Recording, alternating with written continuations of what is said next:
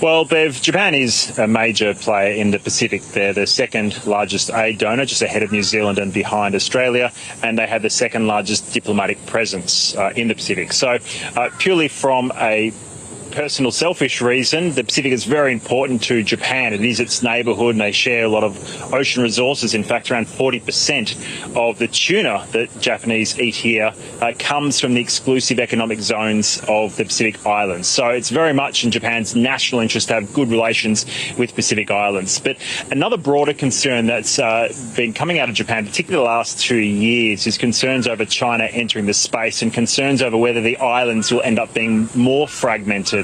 Obviously, there was the highly publicised deal between China, this so-called secretive security deal with the Solomon Islands last year, and that really elevated Japan's concerns about the future of the Pacific and what they want to do, which is very similar to what Australia wants, which is to work within the multilateral framework, the Pacific Islands Forum, and try and have the forum as unified as possible to keep, I guess, power in numbers, essentially.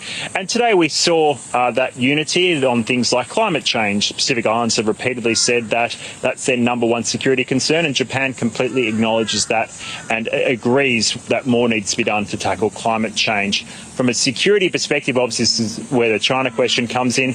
Japan did get in a final statement that, they want to respect sovereignty of the Pacific Islands and that the force should not be used to unilaterally change the status quo. That's a line you hear a lot from Japan, and it stems from the fact that Japan is concerned what happened to Ukraine may happen to Taiwan in the future. Now, this is an interesting time now because of that, because in the United States, we've obviously had the Republican conference going on. We've just got Trump's vice president nominee, J.D. Vance, and he's made it clear, for instance, he doesn't see that America should be supporting Ukraine, and he wants the United States to pivot to Asia.